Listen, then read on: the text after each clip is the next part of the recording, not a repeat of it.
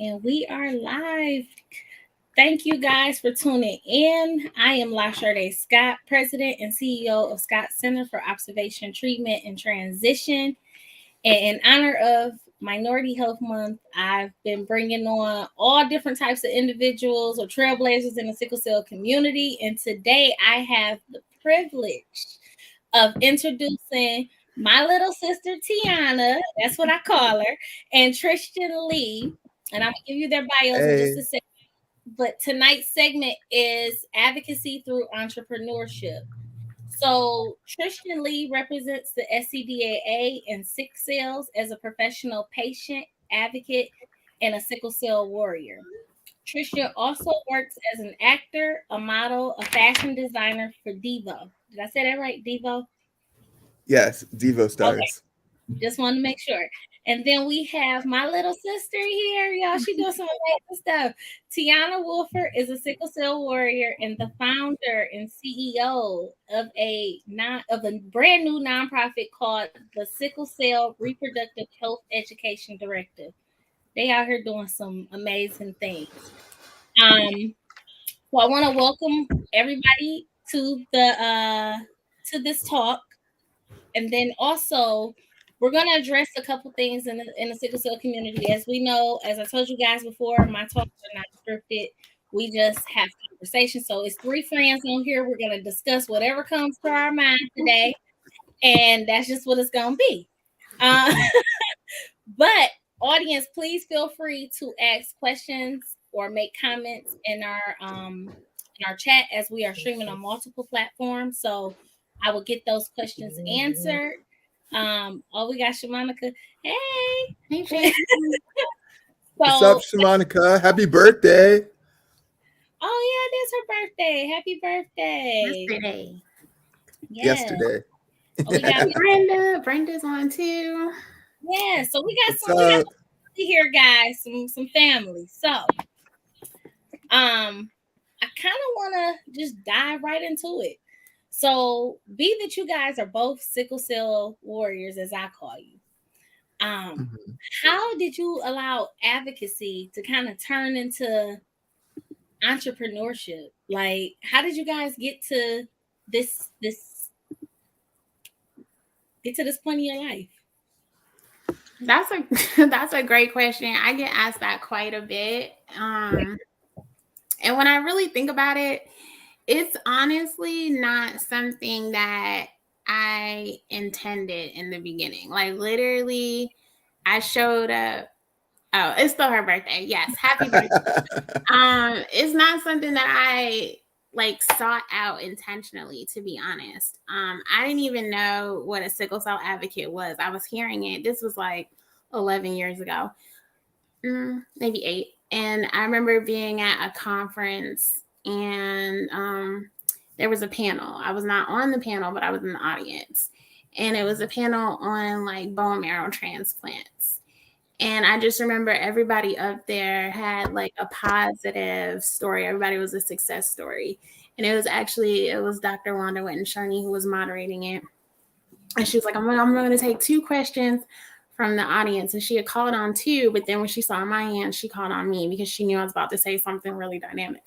And I was just kind of saying that, like, I felt like as a community, we were doing a disservice because we were only talking about the success stories. Because as everybody knows, I had a bone marrow transplant and rejected it. And once I said that, doors just opened, honestly. So I was in school to be a journalist and then a psychologist, but God had some other things in store for me. And then once I realized that advocacy was something that required like my full attention, then I started seeking it out and started being really intentional about, like engagement and going to conferences and making different connections in the community. What about you, Yeah. Diva? So for me, like it started when I was like 16 and I didn't even realize that it was happening. I got I live in a little town called Williamsport, Pennsylvania, and I'm the second person in my city who was diagnosed with sickle cell. So the Red Cross in our area was doing a blood drive. So they contacted me about being their poster child for the blood drive to try to get more people to donate. And I was like, of course, you know. So there was this big write up in the paper. You know, every time they had a blood drive from the time I was 16 to about 18, you know, I had to be there. Everybody, I was on the posters and all that stuff, so everybody saw me. These posters went from Williamsport to Harrisburg to State College, like all around Pennsylvania.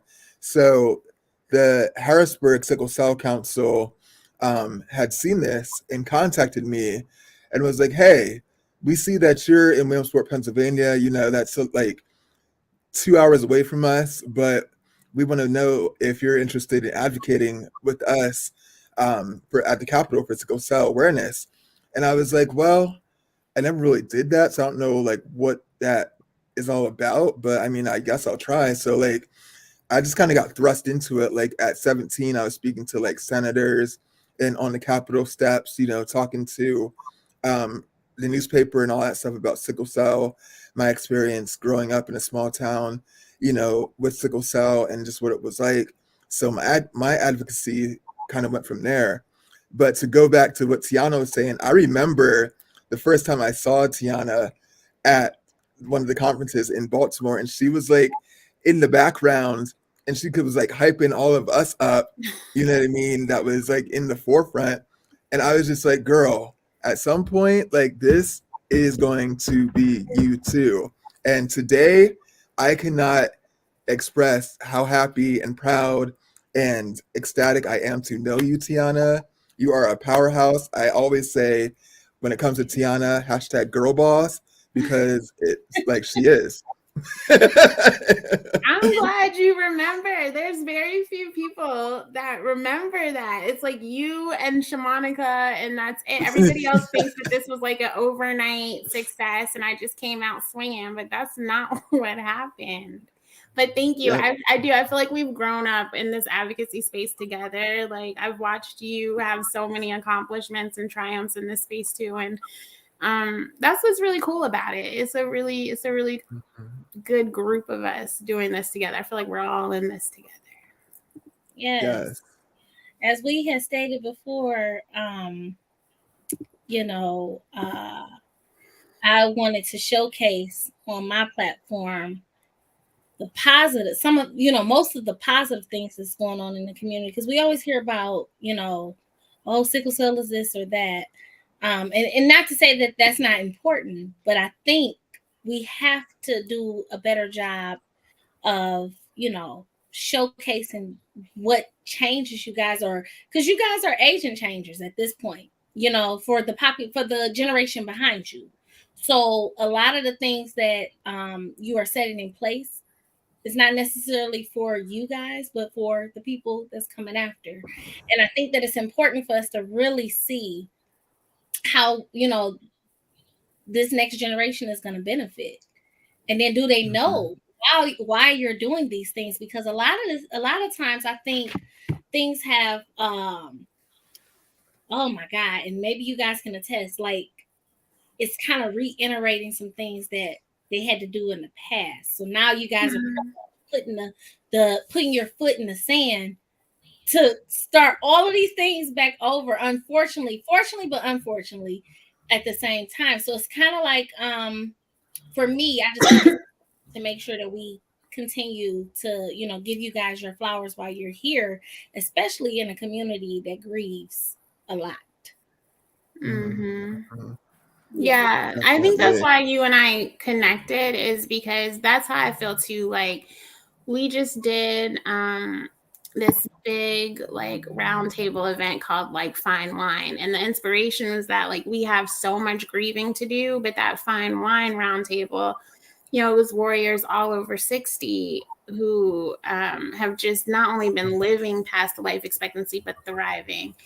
And I really just wanted to celebrate that, you know, it is possible. And to your point too about the next generation, I think that, you know, when people ask me what the vision is for SC Red, it's honestly to be almost irrelevant, because whenever people hear like, yeah, we're the first and only sickle cell organization to have a mission around sexual, reproductive, and maternal health, it's like, oh my God, that's so needed. That's long overdue. I've never heard that before. And it's fascinating and it's new because we haven't addressed it. And I'm hoping that we can affect change so that people living right now will feel it, but that this next generation and the generations to come, by the time they're here, it's almost like we've affected so much change.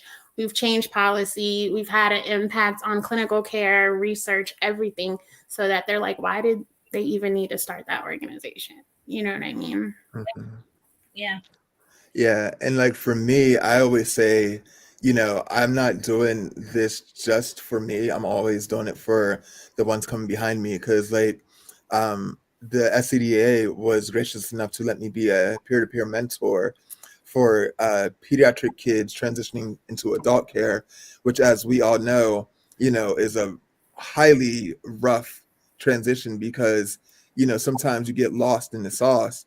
So a lot of my mentees, I just gave them tips and tricks on how to really, make sure they didn't get lost in, that transition. And also another thing about the warriors that are coming behind me, I represent a specific subset of warriors, which is the LGBTQ SCD community. So with me, I know that there are other LGBTQ SCD warriors out here like me, but I am one of the ones that are in the forefront.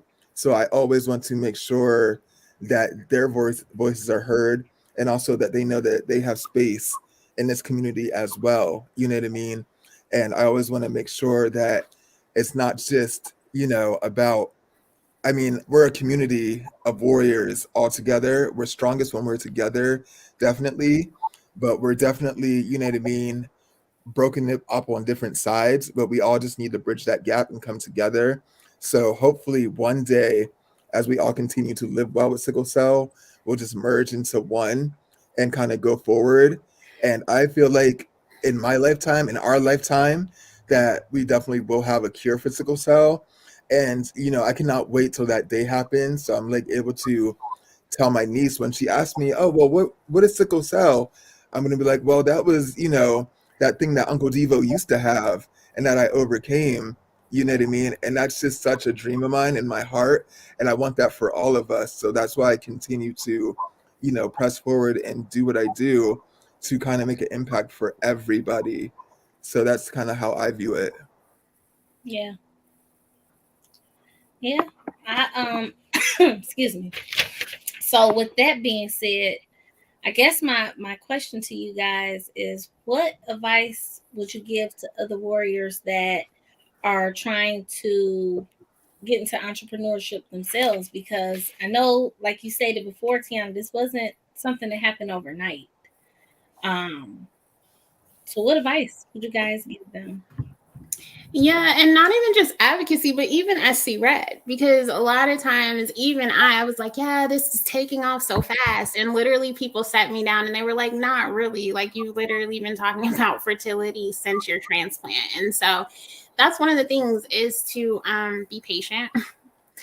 It does take, it takes time. I think that anything worth getting takes a little bit of time. And then I think the second piece of advice is to just do it. Like, I get a lot of people coming to me who are like, I have this idea, I have that idea, I want to do this, I have this vision, but they don't start it. Like, there's no follow through.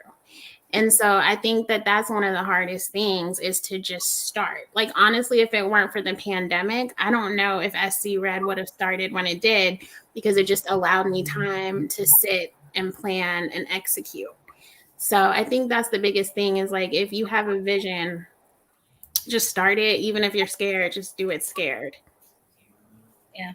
I like Yeah, that. and to piggyback off of what Teonna was saying, like, I know for me, being a model and like, an actor and a fashion designer, one of the main things for me, I didn't know that I could do those things until I did it. Like at age 9, I had a stroke, and the stroke, I feel like, is what made me jump into like that section because, excuse me, I always say, people were looking at me, but they were looking at me because of like what happened to me, But when I got, into acting and all that and modeling, like I realized they were looking at me for a different reason. That was because of my talent. So I kind of just pushed forward with that. And then the fashion thing kind of just naturally happened. And that's why I now have, my couture collection for sickle cell awareness. I produced 3 fashion shows in my hometown called Strut. Everything was for sickle cell awareness. All the money that we raised, every donation went to that. So I'm just always, telling people, like, I don't know exactly what the blueprint is. All I know is if you feel like, you have a purpose or you want to do something, do it. Don't let anything stop you. Not sickle cell, not, any kind of um, trait that you have. Like, don't let your shyness stop you. Don't let like any naysayers or anyone get in your head. Just do you and just let God lead you, and you'll continue on that path that you're supposed to be on. And like Teonna and me, you know what I mean? You'll just wind up one day here and looking back and thanking God, like, thank you for letting me not just be still, but also push forward and be a, real impactful person. Yeah. Yeah. That's cool. So just a side one. What movies have you played in, or what have you acted in? So I was on I did some stuff on MTV. I was on TRL. I did some stuff with ABC. I did some stuff my first professional modeling photo shoot was in New York City with Mike Ruiz, the celebrity photographer. He was on Top Model and RuPaul's Drag Race. I have also done New York Fashion Week.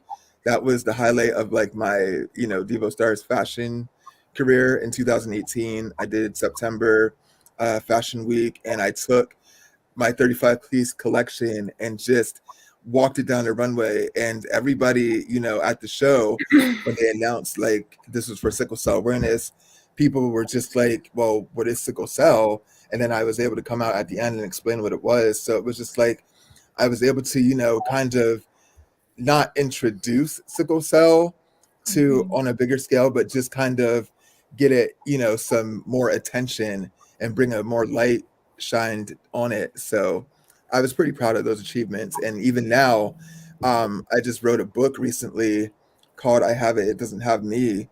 And that is for sickle cell as well. And it tells my story up from the time I was like finding out that I had sickle cell at 6 months until 19. So those are my contributions. And I'm actually up for some more upcoming stuff that I can't talk about right now. But hopefully, you guys will see it soon. Yeah. Between you and Teonna, I don't know. Obviously, y'all act like y'all. Let me not say that. It don't seem like you have sickle cell because y'all just keep pushing and pushing and pushing, and y'all doing a lot of great things. Like I said, Teonna just her running her businesses. So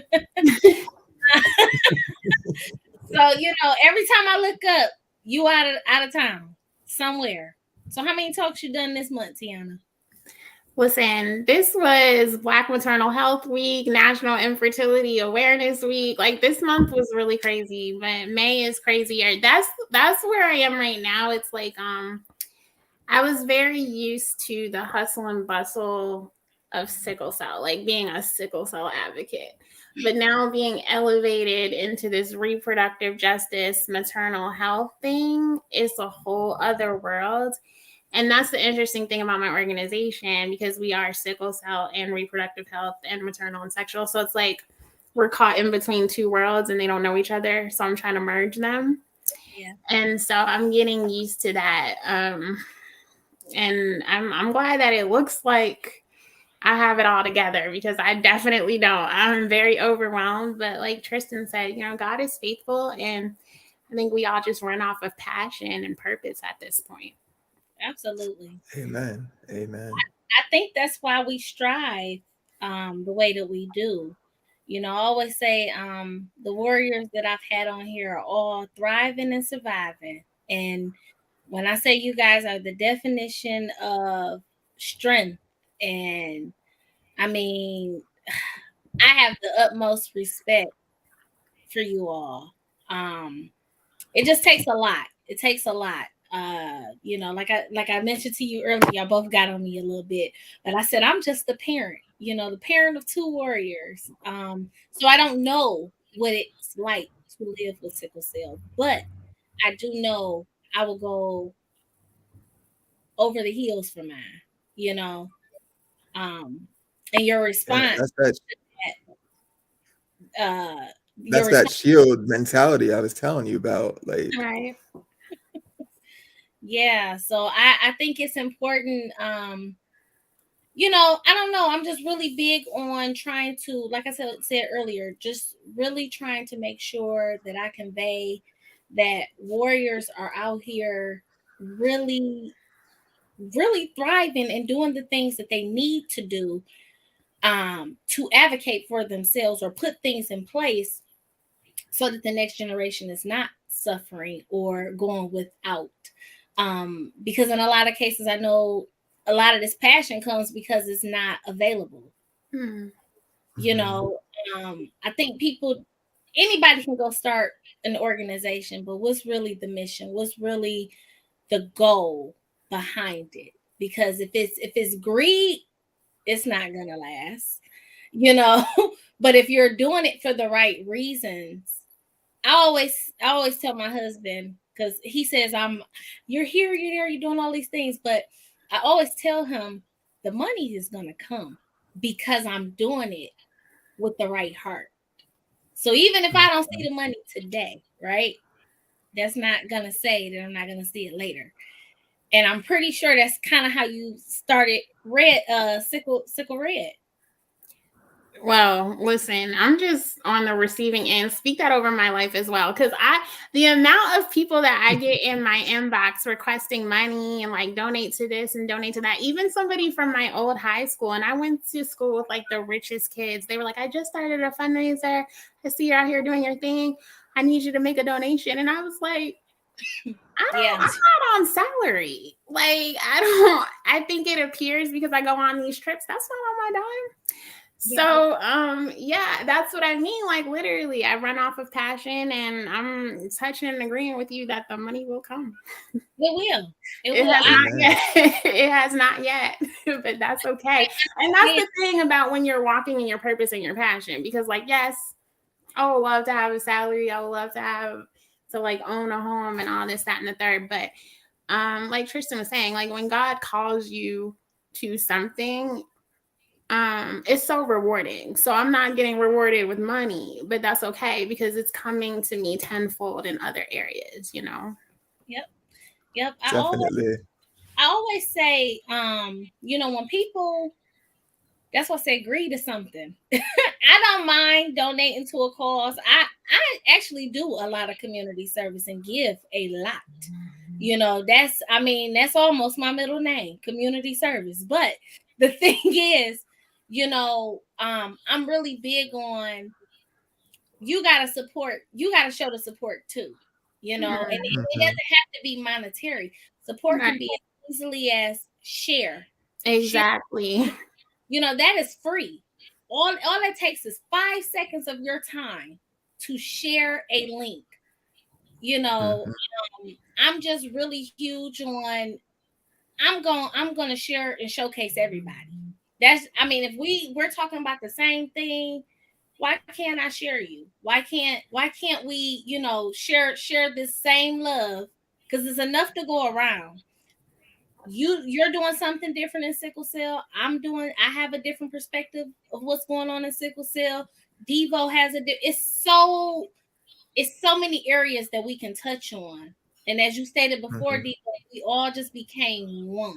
You know, I'm just really, really big on that. So I don't care if you were selling toothbrushes. I'm going to support you and share that link. Like, hey, go support. You know, because that's how we move. That's how we push the needle for supporting one another and showing that we are united on the forefront.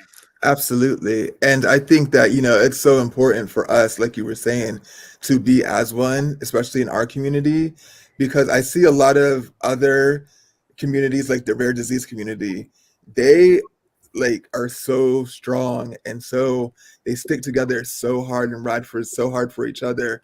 And like I love that, you know what I mean, about that community. And I love that I'm a part of that community. I just want the sickle cell community to do the same. Like I want us all, because we all share this, you know, same bond and blood. You know what I mean? So I feel like if one of us is uplifted, the other one is uplifted, or we can make a ladder. You know what I mean? If one of us goes up, the other one reaches back and brings the other one up, and vice versa. You know what I mean? It's all about the upward battle that we're trying to, you know, continue for sickle cell awareness, and to bring a spotlight to one day have a universal cure for this. But that's only going to happen if we all stick together and all continue to uplift each other, and all continue to care and share and do what we do. And like, what's the Bible verse? You shall reap what you sow. So right there, you know what I mean? As long as you're sowing good seeds, and as long as you are, you know, showing support and all that, you're going to reap the benefits and all that. Like God says, be a joyful giver, you know what I mean? And it shall be given unto you. So just like you were saying, you know what I mean? Like it's all going to come back to you, and it's all going to be for the betterment of the sickle cell community in the end. Absolutely. Exactly. Absolutely. So you had made a comment earlier, Teonna, when you said somebody told you, no, you've been planning this or talking about this since your which is the transplant, right? Mm-hmm. Well, okay, I get that part, but I think what you probably meant by it is the fact that when you started, it just seemed like, or when you finally put the pen to the paper, Right. started, it seemed like it took off. Because me watching, granted, I did not know you in that capacity prior to, but me watching you, I mean, we had just done, you were on my Oh panel. yes, I think I announced it like on your panel. I was like, I'm getting ready to start something. You did. So to see how you flourished and how things are going, and I'm pretty sure, you know, you're learning things along the way. I mean, it's like your baby. It's new, so you have to nourish it. You have to, you know, nurture it. All of these things, right? It's no different. But I will say, like, from the outside looking in, it does seem like things are just taking off, you know. So I kind of resonated when you said that. Like I said, I might not have knew you in the other capacity, but to see you thrive, I mean, 2019 to now, that's only what, 4 years? Yeah, I mean, we got our 501c3 status in 2021. So like we're brand new. And a lot of that does have to do with the community. Like the community, I get on meetings and people are like, yeah, I heard your name from such and such and da da da da. And so it's people really speaking your name in rooms that you don't even know exist. And then a lot of it too had to do with the timing, because you know, the country is like more primed to hear about health disparities. Black maternal health is in the forefront. So a lot of it also had to do with timing, which is just goes back to what we were saying about God's timing. Because while I have been telling this story since transplant, I was 19, I'm 31 now. You know, it didn't happen. Like a lot of times I'll sit there like, why didn't I start this sooner? But it's all in God's timing. Like we literally started right when we were supposed to start. And so that's another thing that people have to keep in mind, because a lot of people are like, well, I want to do this and it's not happening. It's not happening. But, you know, I don't know everybody's belief systems, but I know for me, that's been something that's been very like sobering to me, is that God's will is going to be done. Just like with the transplant, my family was praying. My whole church was praying. We had people across the nation. The sickle cell community was praying for me to get that cure. And I just really was shocked when I rejected. But ultimately, God's will was done. And now, all these years later, we see why. Like, if I had not rejected that transplant and been infertile, there would be no national, soon to be international organization. So, Yeah, just trust the process. Yep. But I will, and that's a beautiful testimony. I will say this. people, and I'm just a very upfront person, Teonna and DiVo, as you guys know. People have to walk their own paths. So just because Teonna got SC Red, DiVo's acting, modeling, all these things, like what's for you is for you. And I think a lot of people have to understand that. And that's why I said it's easy for people to go and create organizations. But are they going to thrive and survive? Because if you're not doing it with, like I said, once again, the right heart, it is not going to. It's not. So you have to make sure that you are doing the work that is set out for you. Well, and so, okay, I'm glad you went there with it, because like Tristan and I have had these conversations. I've had this conversation with a lot of other advocates too. It's like, we'll get people who are like, I want to do what you do. I want to be where you are. Help me. And like, I can give your name to certain people. I have certain connections. But just like you said, what is for you is for you. So your advocacy journey, your walk is not going to look like mine. It's not going to look like Tristan's. Mm-hmm. And I'm not opposed Definitely. I'm not opposed to you sharing a name and things like that. But I feel like when you are still new and walking in areas, now, if it comes up, hey, do you know someone that's doing this? Then that's a different thing. But to have that expectation to say, Teonna, can you tell such and such my name too and what I'm doing? I think that's the wrong way to go about it. You know, and you and I, we talk all the time, Teonna. I have never came at you like that. Never. Because I believe what's for me, it's gonna happen. It's already set. I just gotta walk by faith and do what I need to do. I've been doing it, you know. Right. And I mean, I'm not opposed. So it depends, like you were saying, on the intent, right? I mean, I do think that I am the product of like God's grace and mentorship, you know? So sometimes you do need somebody to like make that intro, but then it's up to you from there. Like, yeah, some years ago, people were probably giving my name. Now the companies know my name. Nobody has to refer me. But it's not like I'm always, because I've had that feedback too, like, oh, well, you just got invited to that because of who you are or like who you know, but that's not necessarily the case. Like, it's my story, it's my passion, and it's my insight that sustained me and got me invitations back. So I'm happy to do the intro, but then you got to take it from there. Yeah. Exactly. And like, I'll never forget, like, and I say this all the time, like the SCDA, I'm always going to rock with them forever and forever. They've given me so many opportunities that I would never have had, including when I was Nord's Rare Disease Day hero for, the sickle cell community. And it was not only for, nationally, but internationally. And now it's just like, I have so many people around the world, from like here to, the UK to like Ghana, in my inbox, asking me stuff about sickle cell, or just talking to me about their journeys with sickle cell. And it's just like, I never would have gotten that if, number one, God wouldn't have put me in that position with the SCDA and give me that favor, and then the SCDA telling the other people that, hey, Tristan is this person, you need to meet him, talk to him.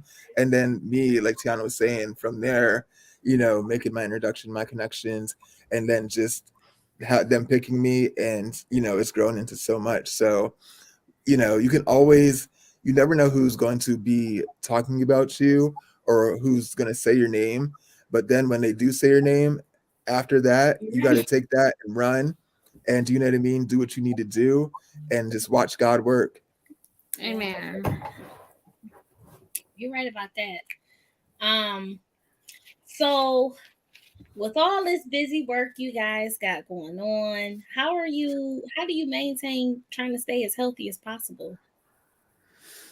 Ooh, I'll let Tristan. I know with I'm not an authority. I know with me, I see my hematologist every month. I do, my blood scans every month. I definitely, stay up and take my medicine. Every night, I stay on that routine. I have a very good care team of doctors in my area. And so we kind of like talk and collaborate with each other. You know what I mean? Like finally they are listening to me.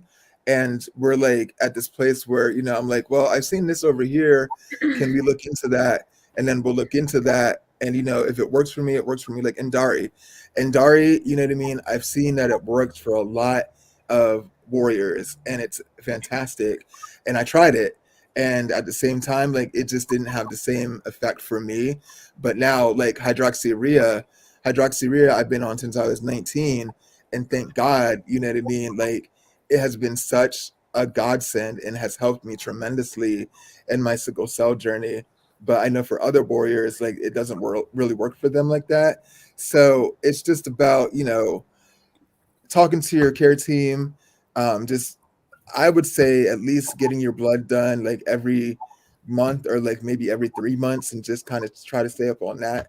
I also go to the gym every other day, you know what I mean, to make sure that my blood is like flowing and everything is healthy and pumping and my heart is good. And you know what I mean, just really trying to stay active and fit. So I just have like so many different things as far as my health goes. I'm not too good and I'm trying to get better at this, at like taking naps and like resting. I really need to get better at that. But I believe as time goes on that I will be able to do that. But I definitely always make sure my blood is right, my panels look good, and that I'm taking my medicine like I'm supposed to, and just staying in the gym and doing what I need to do. And that just really, and also prayer, believing that Jesus is my healer, and just continuing to keep faith, and that has really helped me tremendously. And I think that that's like a really, I'm glad you asked that question because sometimes when you ask me, when you were like, oh, it doesn't even seem like you have sickle cell. Like sometimes I forget too. And that's really irresponsible. So like recently my hematologist had like a whole intervention with me because I wasn't showing up to appointments, just canceling left and right and just, not sleeping, all this other stuff. And she was like, what is going on? And I was like, well, I know you see me out here running this organization. Like, I'm very busy. I don't have time. And she was like, that whole thing of like, you can't pour from an empty cup. And ultimately, what she said to me, she was like, yeah, I know you're running an organization, but do you actually want to be alive to keep it going? And I was like, yeah. And so I think that that's an important point to us as advocates. And caregivers too. Like you do have to take care of yourself because there's so many demands in sickle cell, and those of us who are passionate about it, we feel like we have to be all things to all people and all things to individuals in the community. And so there's times when I'm on the phone advocating for somebody in the emergency room and I'm admitted with acute chest, and like those things are not healthy. So you do have to set boundaries. And when she said that to me, it kind of like really made me reflect because I do have a lot of people in the community who look up to me, and I'm supposed to be responsible. But if I'm not even a good steward over my own health, then that's hypocritical. So I am trying to do better about like, I've always been good about staying hydrated, but keeping those appointments and taking meds and, getting those monthly labs like I'm supposed to do. Yeah. Appreciate the transparency. I definitely do. So I guess my question is, and this is like a part 2 of it. With you doing all of that traveling, what are some of the key items that you have to have while traveling? And this could be a question that both of you guys can answer. So what are some of the key things that you have to have when you travel? The most important thing for me when traveling is hydration. And then also like resting. Like I find that like if I do meetings all day, work all night, and then get on a flight in the morning, it catches up with me. So just like giving myself that barrier that day to kind of rest is really important. But like hydration, and there's somebody in the sickle cell community who recommended liquid IV, like that hydration multiplier. I do that a lot when I travel. The resting, I have to have my heat pad. That's a must. I'm trying to think. What else, Tristan? So yeah, like I was gonna say, definitely the liquid IV. That is a huge game changer, and Teonna actually put me onto that because my mom it was like, I saw this thing and I asked Teonna, I was like, "Yo, do you know about this?" And she was like, "Oh my gosh, yes, that is like so vital when you travel." So like, I take liquid IV. Like if I get on a plane from here to like going to California or whatever, that's very necessary. Also, when you're on those like long flights, like at least 6 to 9 hours, like getting up and walking, you know what I Yeah. mean, to keep going. I make sure I have like compression socks, you know what I mean. I make sure that, of course, I stay with the hydration, like Teonna was saying. And also, I make sure that I have all my meds like in my carry-on with me, I was about just to in say that. case, you know what I mean. And then another thing that I really like to do is just kind of I carry my ear pods with me because I feel like, oh, and my mask. And COVID has changed my life in so many ways. You know, I lost my father to COVID back in 2021. So like that was just very eye opening because he was like the healthiest person I knew. Um, and just to know that it took him. I always carry my mask with me everywhere to this day, hand sanitizer, all that stuff. Those are vital for travel. And resting, definitely. And yeah, that's kind of what I do. Just make sure I'm up on my medicine, up on my, oh, and I get hydrated. If I know I'm traveling the day before, I will call my hematologist and be like, hey, can I come in for hydration? And they're like, yeah. So if you get hydration the day before you travel, that also is like really helpful because it's keeping things flowing, and that's just my advice. So I got a question. So this liquid IV, is this something you buy at the store? Like, where do you pick this Yeah, up? you can get it like anywhere. And now that I like the business Yes. woman in me, I'm gonna let y'all in on that tip. But like, they need to come through with a sponsorship because I did reach out about them sponsoring, Hey. giving some of that liquid IV out at that conference. But yes, like literally, it did. It was AJ, it was April Rain who told me about it, and I used to travel, if it was like a flight that was over 3 hours, by the time I got finished, like my arms, my ankles, my feet, everything was swollen. But I will do like, I don't know, like 6 bottles of that the day before I leave and just drink it the whole way throughout the flight. And I literally don't have any swelling or like any aches or anything. Wow. Is it kid Yeah, proof? you can. It doesn't taste good. That's the only thing. You gotta get the lemon lime. All the other flavors are like really See, hard. I get the strawberry one. I have that now, and I cannot get that down, Tristan. Really? I think it tastes like Gatorade. Is it for adults or No, it's for kids too, right? Mm-hmm. I'm gonna have to check this Yeah. out. Yeah, you I can get don't it at know. like I don't know. CVS, So Rite maybe Aid. Pedialyte, because I'm not sure. Pedialyte. Mm-hmm. I'm gonna check it Yeah, out but though. like anywhere, like I would say like Walmart, CVS, Rite Aid, Walgreens, you know what I mean? Like it's available all there. So just Google it. You could probably get it on Amazon too if you really want to. I'm definitely gonna check it out because those that are watching that have those that's watching that don't have sickle cell disease, but you may be a trait carrier. I know sometimes when I'm on a plane, my legs sometimes bother me. So me hearing this, I'm like, maybe I might try that out and see if it helps me. Yeah. Ashley knows. She says sickles. I'm gonna have to check it out. Okay. So yeah, so you see, this is what I'm saying. Every time I get on one of these calls, I feel like I learn something new each time. Each time. I ain't know nothing about no liquid IV. Y'all just making me hip. I feel old now. So moving forward, I guess my next question to you guys,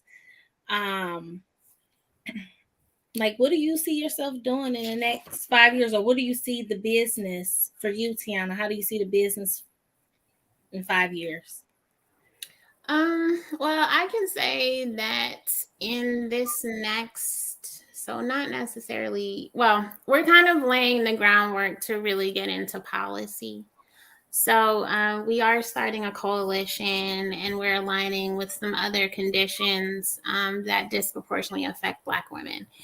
And again, SC-RED is not just for women. I want to make that clear. But when I really look at kind of like the maternal health and the sexual health, it's really Black women that are being left out. So I do have this plan to start this big coalition. And so I'm hoping that within the next 5 years, we'll actually see some policy changes, because honestly, my vision for the organization initially was just to give away fertility preservation grants.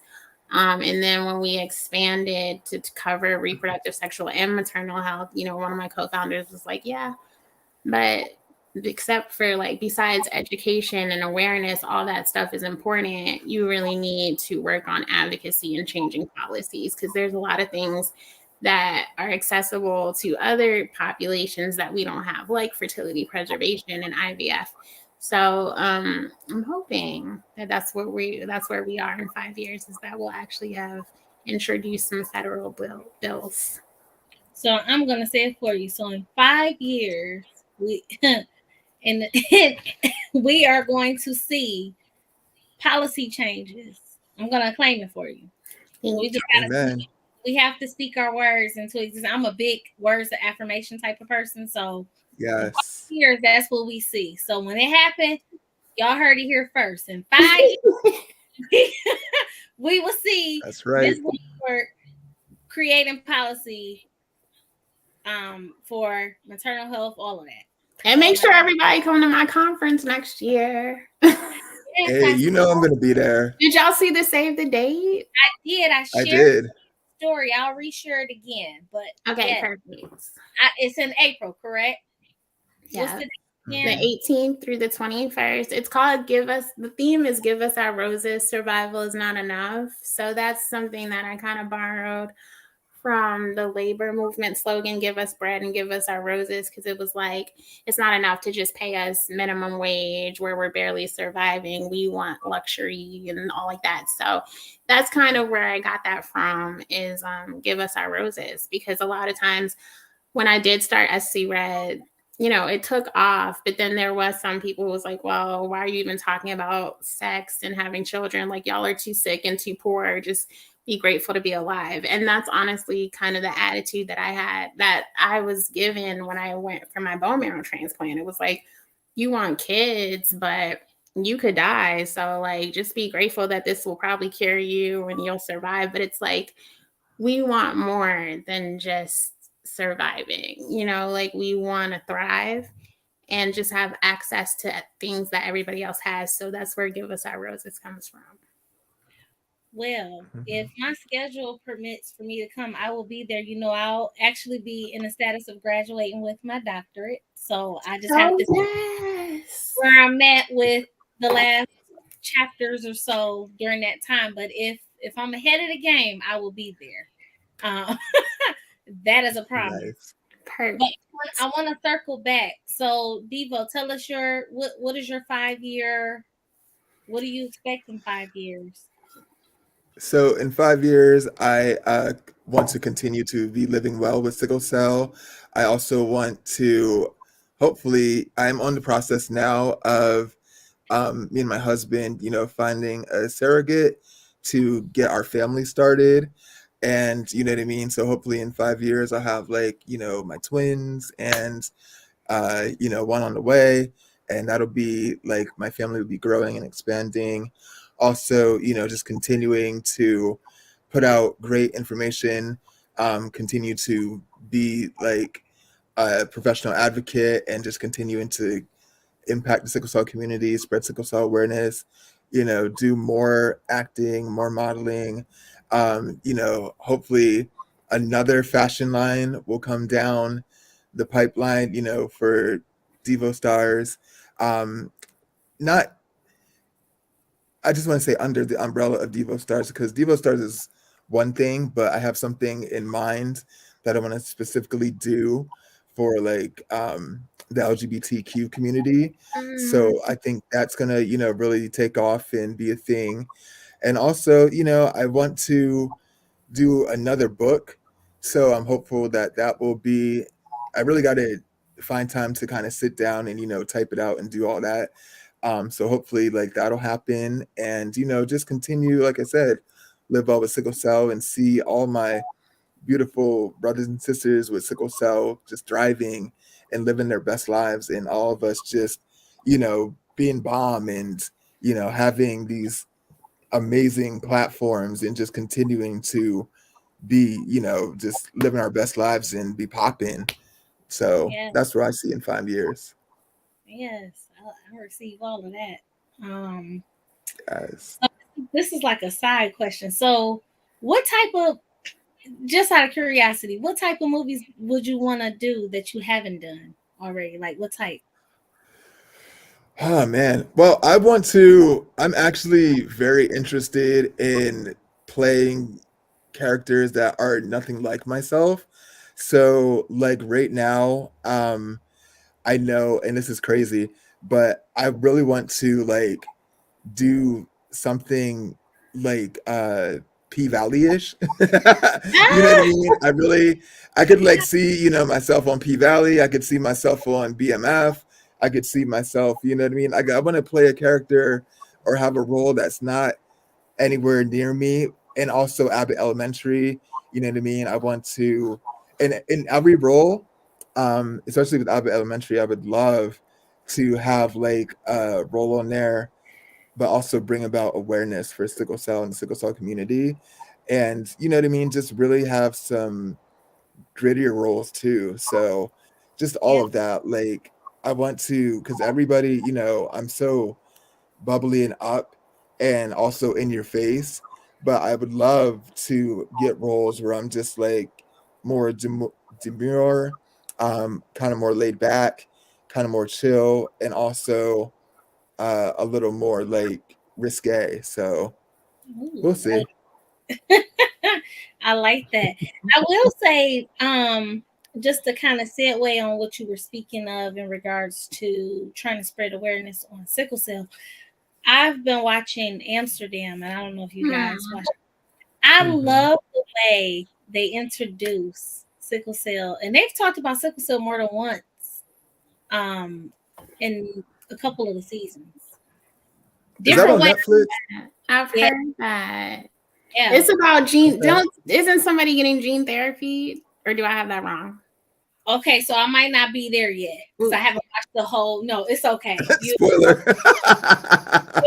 this program, I'm lucky to watch any TV. So this was just so happened to be one show that I kind of binge on here and there. But the one episode, the young lady, she didn't identify as black. She was adopted by a Caucasian family. So Oh, when they asked her about, do you have sickle cell trait, and she was like, I'm not black. I'm whatever. And they looked at her like, okay, so because she was dealing with identity crisis. So that was one way that they brought and kind of told her who's impacted by it, but also that individuals that are not of color can potentially have sickle cell trait as well. But then the other one was the young lady, they had stopped doing TCD scannings at the hospital. They cut back the budget. They stopped doing the TCD scannings, and this young lady, she basically, because of that, she had those infarcts, which caused her to have a stroke on one side of her body. So, those that are watching that do not Oh, know what hello. scanning is, it's basically a scan that kind of like your ultrasound of the brain, to be able to let us know if the child is or the patient is at risk of a stroke. Patients typically start getting those now at the age of 2 and every year after. So, yeah, those are the 2 episodes I saw so far, but it was really a good way to kind of introduce some of the things that sickle cell patients go through. Hmm. So Wow. they Yeah, I get they wish I would have had that scan when I was, before I went through my stroke at 9. yeah. So you weren't getting them then, obviously. Well, no, like I didn't. I mean, it was in my area, like we had to fight and, really we really had to go and be our own advocates in this area. And we kind of brought a lot of awareness to our medical institution because they didn't know. And by the time, I had my stroke, like they were like, oh, well, I think the next year they came out with that medicine that was, they could inject you with to kind of reduce or like revert the stroke. And my mom was like, where was that last year? Because I spent 6 months in ICU recovering from the stroke, and then another 6 months on the floor trying to relearn to walk, relearn to talk, and just, do everything that I already had, from 0 to 8, but then I just lost because I had this devastating stroke. So now it's like, if they would have had that, what I'm saying, it just would have been a game changer. So Yeah. I'm glad they have that today, and they're bringing awareness to that because it's very important. Yeah. And this is why I say y'all are warriors. Man, like looking at you, no one would know. Neither looking at either one of you, no one would know some of the adversity that you face day to day. You push through, you smile through, you work through, tired, whatever it is. I always try to tell people that is why I do not complain in life, because if you guys can get up and get things done, I have no excuse. That's just how I look at it. So with that being said, I thank you all for coming on today. How you can follow. He goes by DiVo, but my apologies, Tristan. That's what I have put you down, Tristan Lee. But you can follow him at That's DiVo cool. Star 615. And then Teonna, you can follow her at Sickle_Red. You guys want to follow them. They are doing some amazing things. I mean, you only got an hour, but if you really follow their page, you'll see a lot of the work that they're doing. And when I say I am so impressed and so honored that you guys took time out of your busy schedule to come on my segment, I just want to say I truly appreciate you. Continue to do what you're doing. We watching. We watching. Thank you. And same to you, Queen. Like, thank you so Right. much for having this space for us and just continue to do what you do. And you know what I mean? I know that this is going to go above and beyond, you know what I mean, your wildest dreams. So, and I will definitely keep you and your family, your kids in my prayers, and I trust and believe that we will have our universal cure in our lifetime. So we'll be Well, fine. speaking of that, as we were sitting here, you saw me look down. I just got an email.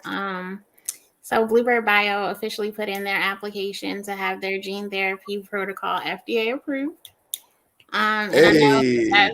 that's just one of several companies who will be applying this year. So hopefully it's coming. It's coming. And I think Look that at that's God. like that's it's an amazing time to be a part of this community. Like the shift that we've seen in the last 5 years with these new FDA approvals and all the things coming down the pipeline and just the momentum and the energy and the collaborations, like it's just an incredible time. I'm very blessed. It's definitely not a club that I would have signed up for, but I'm so happy to be a part of it. It's okay. It is okay. So we're gonna revisit. I know one of the audience members said bring her back. So we need you back. But both of you back, because like I said, I am working on some things. I'll probably be reaching out to you as I'm writing my dissertation / capstone. Because I have Hey.